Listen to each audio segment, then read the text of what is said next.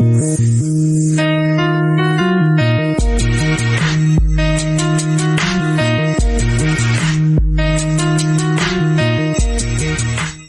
up, world? R.I.C.H coming right back at you. And today we got to talk about the former NFL great Chris Johnson revealing his diagnosis of ALS. And I'm going to be honest with y'all, this was hard to watch. Not because he looked weak, but because I remember what he looked like strong. This is Chris Johnson, CJ2K, one of the fastest, most explosive running backs the NFL has ever seen. A man who used to make defenders look like they were standing still. And now he is sitting in front of the world using his eyes to speak. That is heavy. But what hit me even harder was the courage it took for him to let the world see him like that. You've chosen to share some personal news today, and it takes a tremendous amount of courage to share it. What would you like for people to know? First, I want people to know that I'm still me. ALS has changed what my body can do, but it hasn't changed who I am. In 2025, at the age of 39, Johnson was diagnosed with ALS. The disease progressing so rapidly that he now uses his eyes to trigger a speech-generating device to speak. Why do you want to share this now?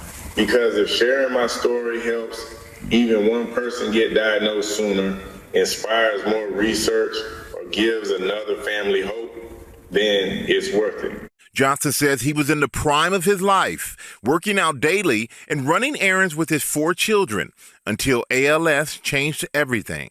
Let's go back to last year. When did you notice that something was off? I first noticed weakness in my right hand. At first, it was little things like my grip didn't feel right, and I wasn't as strong as I've always been. His wife, Brittany, thought it was something much simpler. Brittany, what did you think it was at the time? I thought because of football and, his career, that it had to be something with that, maybe a pinched nerve or something along those lines, but never ALS. And what did doctors tell you initially about your condition? We hoped it was something else, but after thorough testing, they finally came down with a diagnosis of ALS. They told us about a medication that might extend life by a few months. Then they told us to get our affairs in order. It was hard hearing that, but after watching Good Morning America and seeing Dr. Merritt with Eric Dane, we reached out to her. She was willing to think more creatively, offering experimental treatments that might help and advance research. The scariest part is that this didn't run in his family. He said it was sporadic ALS, meaning it showed up without a family history, without that warning in his bloodline. That makes you look at life completely different. One day, you moving normal, being a husband, being a father, being the man your family knows. Then something in your body starts changing, and you realize strength is not something you can always control. The part that took me out is when he made it clear that his mind still works. He is still Chris Johnson inside. He still thinks the same, loves the same, understands the same. The tragedy is that his body is no longer responding to the man inside it. And I can't even imagine it. To be fully aware, fully present, but your body keeps taking away the ways you used to express yourself. That is a different kind of suffering. And that is why I refuse to look at this interview like it was just sad. It was sad, but it was also one of the strongest things I've seen in a long time. Because a lot of us would have stayed hidden. A lot of people would have said, I don't want the world to see me like this. Chris Johnson sat there anyway. That takes something deeper than pride. That takes faith. Dr. R.I.C.H is a neurologist and leading ALS researcher at Mass General Brigham Neuroscience Institute. Chris has been on standard of care, which is about 3 different medications that slow down the illness, but he was also part of a clinical trial, a therapy that decreases inflammation, and I think that helped him a lot. With no family history of ALS, doctors believe his is a case of sporadic ALS, the most common form of the disease, affecting about 90% of patients, occurring randomly in people with no known family history of ALS. That's one of the reasons this disease can be so shocking. It can happen to someone who never expected it. And for me, it's shocking. It's hard to process it for me because I know you, Chris, from just the incredible athlete that you are. How do you process it? Honestly, I don't know if you ever fully process it. At first you're in shock, then you realize you have 2 choices. You can give up or you can fight. I chose to fight. His wife, Brittany, deserves a lot of respect. When a sickness like this enters a family, it don't just test the person with the diagnosis. It tests the love around them. So when she talked about prayers, staying positive, and believing God can still work miracles, I felt that. Because faith is easy to talk about when life is going your way. Real faith gets tested when a doctor says something you never expected to hear. Chris Johnson said he chose to fight. That line matters because fighting is not about pretending the disease is small. It's about refusing to let your sickness take your spirit, even though it's attacking your body. That is what I saw in him. I saw a man who has lost a lot physically, but he has not surrendered who he is. Only God can give a person that kind of strength. When your body changes that fast, when your voice is no longer coming out the way it used to, when your family has to watch you go through something they can't fix, human strength by itself don't feel like enough. This is when you need something higher than just motivation.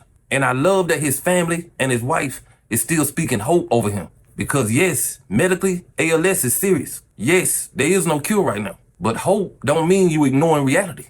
Hope means reality don't get the final word without a fight. And Brittany, what was it like for you when you found out that Chris had ALS? All I could think about was our kids and how young they are. Just, you're in denial. You want it to be anything else. You want the doctors to be wrong. The life that we previously had is like now a thing of the past. But we're still hopeful. We're hopeful, that a breakthrough will happen and that, God, a miracle will happen, And what kind of support has helped you the most through this? Without a doubt, my wife, Brittany, she hasn't left my side through any of this. My kids are also a huge part of why I keep going. Every day I wake up wanting more time with them to make more memories and just be their dad. They give me a reason to keep fighting. Love I know, Brittany, the unsung heroes are the caregivers. So what has this been like for you? Oh, it's tough. It's tough. Like, we have good days, we have bad days, Our life has shifted so much and it's a heavy workload, but I have no doubt that this is what, I was called to do. So how has it progressed since you've been diagnosed? It's continued to progress much faster than I ever imagined. I want people to understand just how quickly ALS can attack your body. Just over a year ago, I was picking up my 7-year-old daughter so she make a wish with her birthday cake. Today, I couldn't do that. And what do you hope people, or you wish people understood about living with ALS? That your mind stays sharp. People sometimes look at the physical disability and assume you're not still the same person inside. I still think the same, I still dream, I still love my family. My body just doesn't cooperate. What are the doctors telling you about the treatment and the progression? Having doctors who are willing to collaborate and explore every reasonable option has meant a lot to my family and me. Right now there isn't a cure, but we're seeing more research, more clinical trials, and more promising ideas than ever before. Seeing how hard these doctors and researchers are working gives me hope. As long as they're fighting for people with ALS, I'm going to keep fighting too. The device having his own voice is one of those details that stays with you.